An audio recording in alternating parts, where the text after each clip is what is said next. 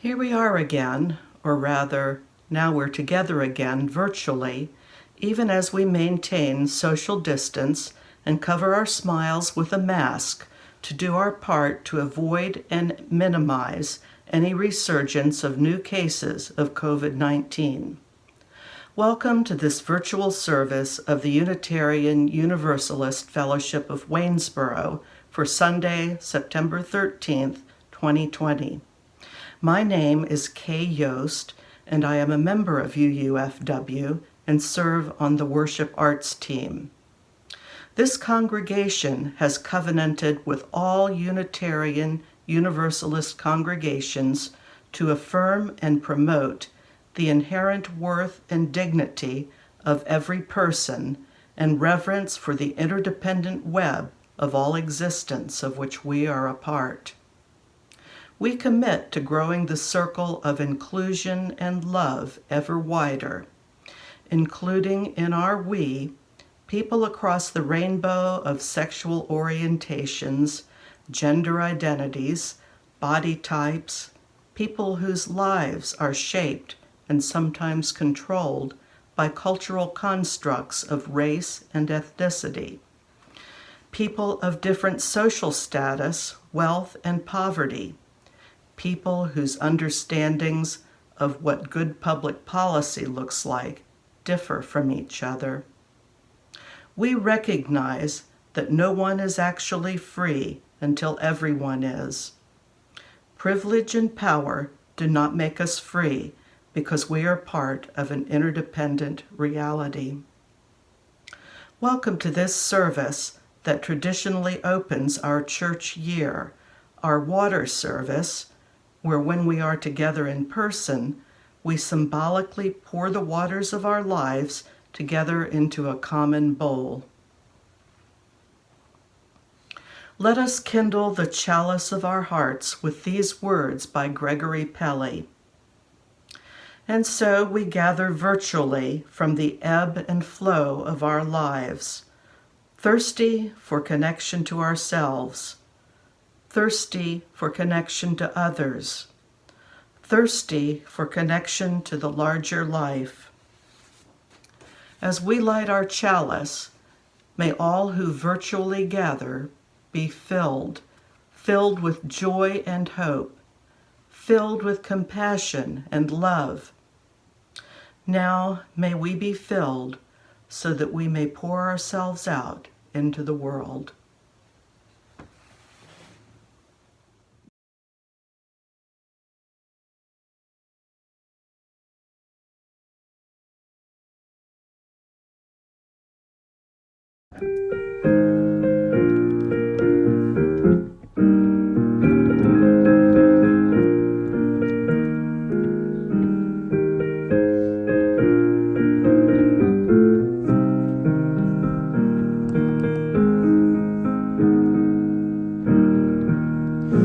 When our heart is in a holy place, when our heart is in a holy place, we are blessed with love and amazing grace. When our heart is in a holy place, when we trust the wisdom in each of us, every color, every creed and kind, and we see our faces in each other's eyes, then our heart is in a holy place.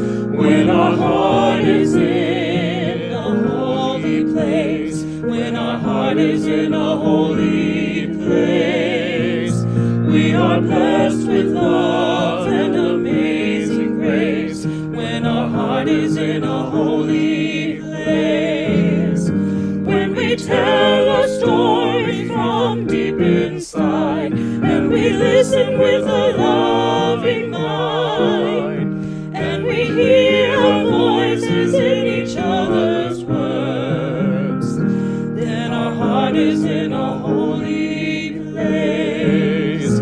When our heart is in a holy place, when our heart is in a holy place, we are blessed with love and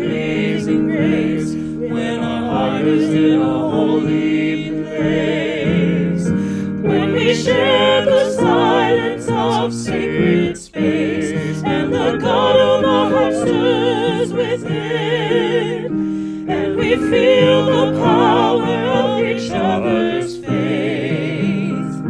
Then our heart is in a holy place. When our heart is in a holy place. When our heart is in a holy place.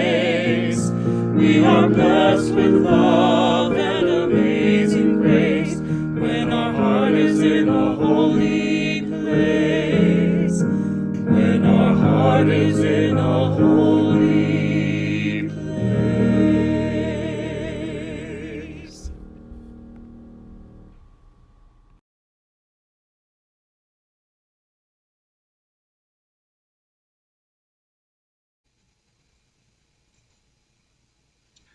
Our words of prayer are by Lynn Cox.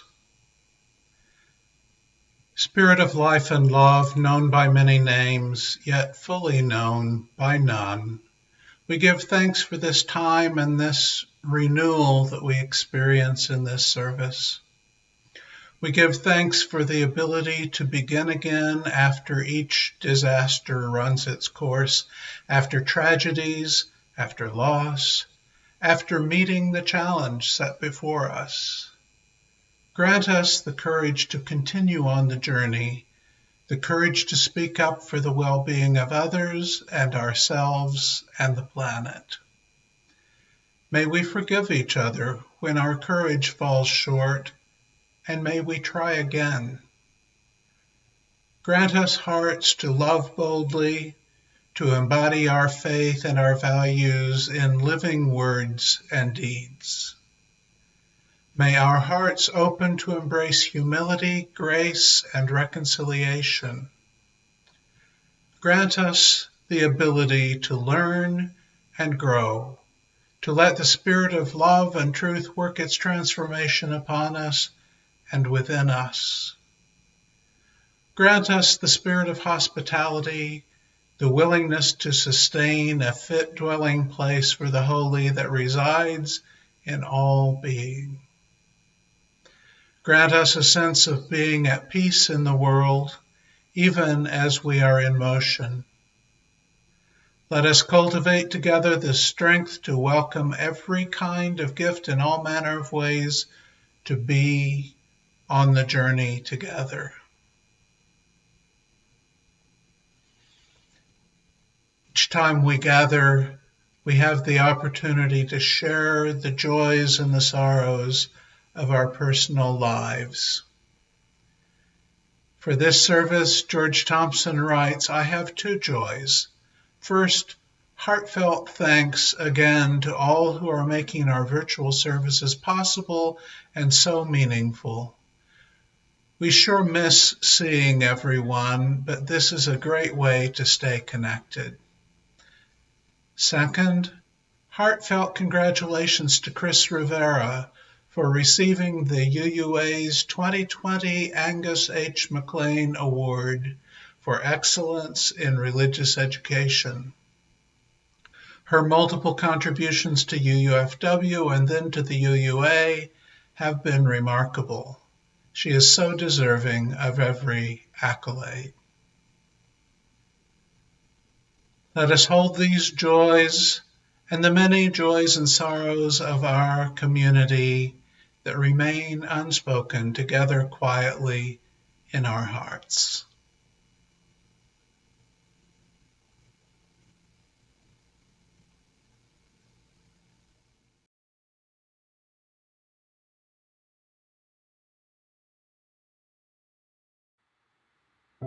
Strength of water takes on many forms, just as each of us has a unique and necessary strength that we bring to our community and the work of love. Take a moment now to drop down into the deep wellspring of your own spirit and bathe yourself in the strength that is the groundwater of your person. Are you a roaring fall wearing rock away with sheer force of will?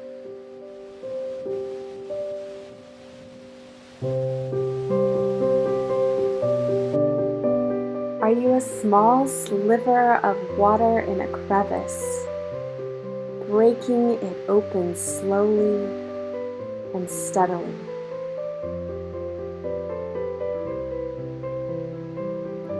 Are you buoyant, like a great salt lake, practiced at holding yourself or others aloft?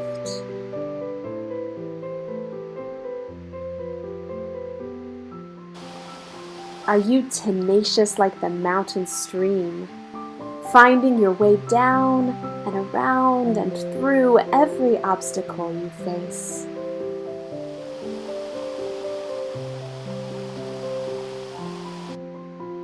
Are you still and calm like the pond at daybreak, radiant peace found by your shores?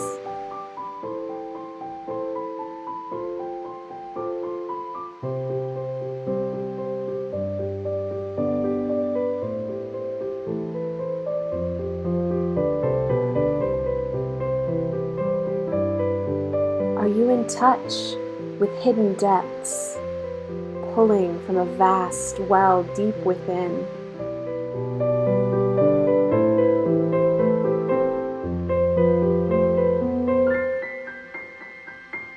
Do you soothe like the steam rising from a cup of tea?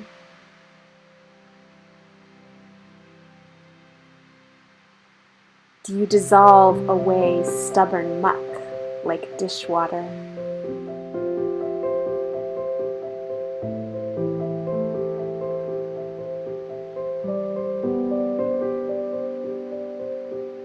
Do you soften and smooth the edges like a creeping fog?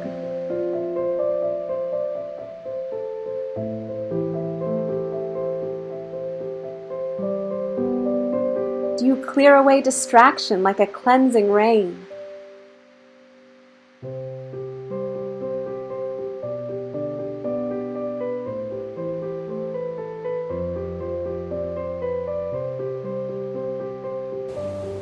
Do you roll with the ebb and flow, with the rhythm of the ocean waves?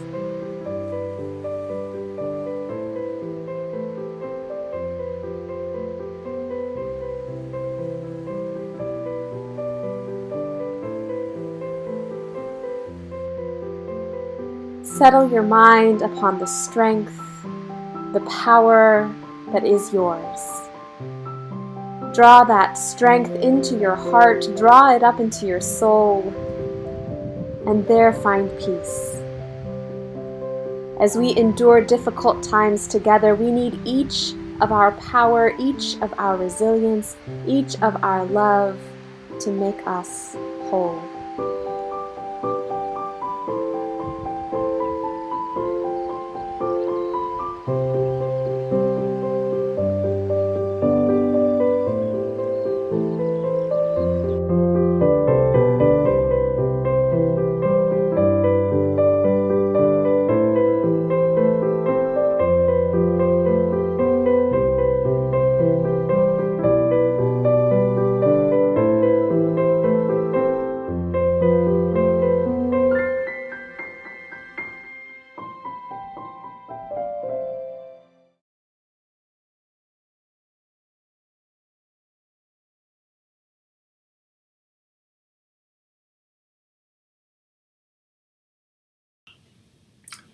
The Tale of the Journeying Stream, a Sufi Parable.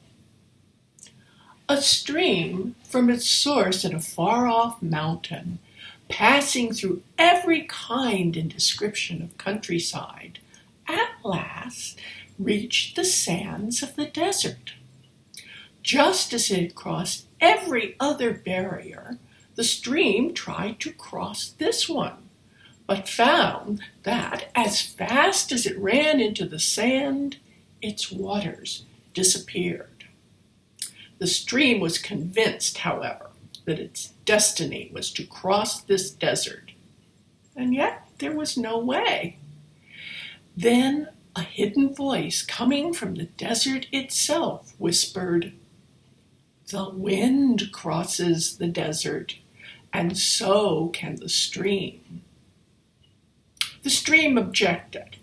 I dash myself against the sand and only get absorbed. The wind can fly, and that's why it can cross the desert. By hurtling yourself in your own accustomed way, you cannot get across, answered the voice. You will either disappear or become a marsh.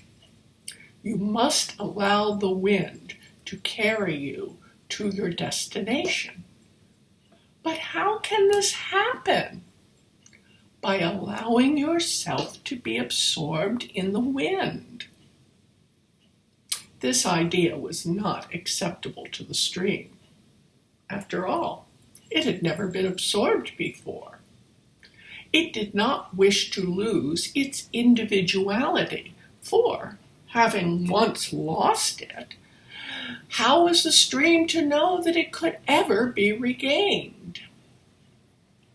The wind, said the sand, performs this function. It takes up water, carries it over the desert, and then lets it fall again. Falling as rain, the water becomes a stream once again. How can I know that this is true? Demanded the stream. It is so. And if you do not believe it, you cannot become more than a quagmire. And even that could take many, many years. And a quagmire is certainly not the same as a stream. But can I not remain the same stream I am today? You cannot, in any case, remain so, said the voice. Your essential nature is carried away and forms a stream again. You are called what you are, even today, because you do not know which part of you is the essential one. When the stream heard this, certain echoes began to arise in its thoughts. Dimly, it remembered a state in which it, or some part of it, had been held in the arms of the wind. It also remembered, or did it, that this was the real thing and not the necessarily obvious thing to do. And then the stream raised its vapors into the welcoming arms of the wind, which gently and easily moved upwards and along, letting it fall softly as soon as they reached the roof of a mountain many, many miles away.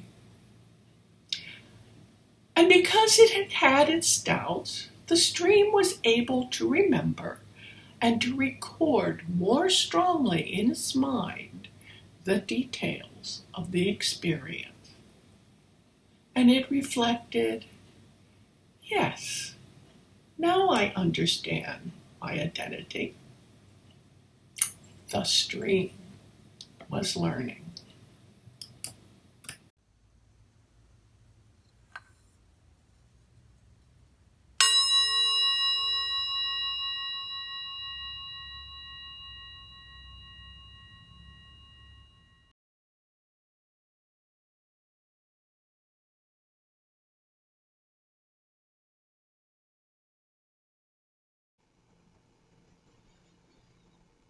This service is our annual water service.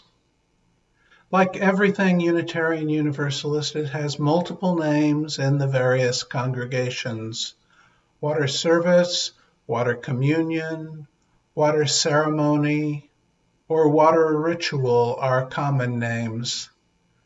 Other congregations include a water ritual in a service called ingathering, a service that suggests a lot of the congregation has been on vacation at the same time for a significant period, and perhaps even that summer services were either significantly different in style and intent than the rest of the year, or maybe even closed down entirely.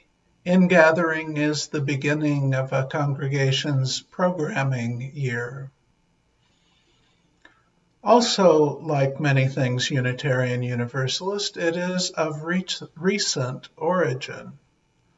All of the widespread rituals of Unitarian Universalism, from delineating the sacred time of a service or other religious activity by lighting and extinguishing the chalice, to the flower service, also known as flower communion, flower celebration, to the bread service or bread communion, to the fire service or fire communion. All of these common rituals were created in the 20th century, and most of them began in the last quarter of the 20th century. This is not ancient stuff, but creative spirituality. These rituals fulfill a need that sprang from the general absence of ritual, from much of the ultra-rationality of earlier Unitarianism. There was an old joke about Unitarians in heaven that said if St. Peter gave Unitarian Universalists the choice between going to heaven and joining a discussion about heaven, UUs would choose the latter. Many of our congregations long had the practice of favoring intellectual lectures and presentations over sermons and other aspects of a service that are more easily seen as spiritual. As postmodernism surged in the late 20th century, rationalism came to be as incomplete, needing to be balanced with ritual and the non-rational.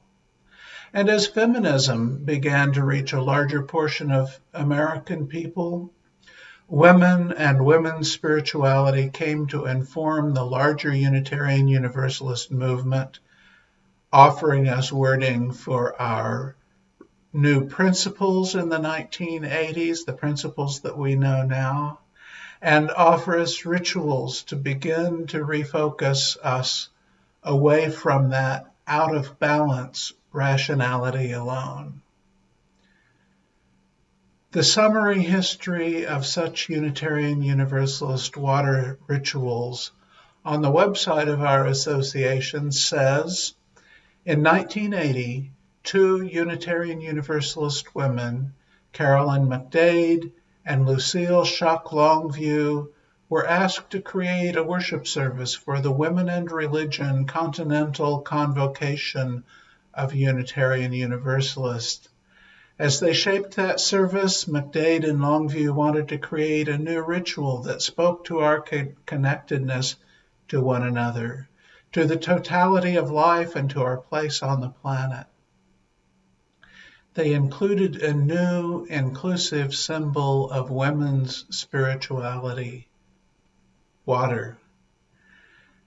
They wrote about it, water is more than simply a metaphor. It is elemental and primary, calling forth feelings of awe and reverence, acknowledging that the ocean is considered by many to be the place from which all life on our planet came. It is the womb of life, and that amniotic waters surround each of us prenatally. We now realize that this worship service was for us a new story of creation. We chose water as our symbol of our empowerment. That November service held in East Lansing, Michigan was called Coming Home Like Rivers to the Sea. As its creators, McDade and Longview, enacted their ritual in the liberating space of a semicircle around a large earthenware bowl. They asked 8 different women, each coming from distant places, to bring water, and they did. Water from the Rio Grande and Assiniboine rivers, rainwater from Maryland, water from the Pacific and Atlantic Oceans, and others were poured into the earthenware bowl as the bearer described its significance. As the ritual is continued, says Carolyn McDade, water deepens in meaning for us, just as water deepens during its long and winding journey to the sea. Like many rituals, the water ritual gifted to Unitarian Universalism by women leaders in the 1980s eventually needed to be reinvigorated. In some congregations, the ritual eventually came to have classist overtones, as those people who could afford expensive vacations used the opportunity to do what some saw as bragging about what they could afford to do on their summer vacation that other people couldn't. And people with fewer resources sometimes dropped out of the ritual altogether rather than face that comparison. Some congregations revised the ritual, and others dropped it entirely. But the majority have retained it in some form. Water is such an amazing symbol. It has so much emotive and connecting potential. Our bodies are 55 to 75% water. We drink water, we bathe in it. The entire planet's surface is over 70% covered by water, this essential item for life. The versatility of water allows it to move through land and sky. We find it solidified in glaciers, running freely through rivers, and floating in clouds before its molecules coalesce and fall as sacred rain. The religions and cultures of the world respond to this truth by creating a wide variety of rituals based on water. Some, though not all Christians, have water baptism as a central ritual. It has many different forms, from dunking to sprinkling to pouring. It has different meanings from basic salvation to entrance into a community of meaning. And sometimes it is considered obligatory, and other times it's optional, depending on the particular branch of the Christian stream.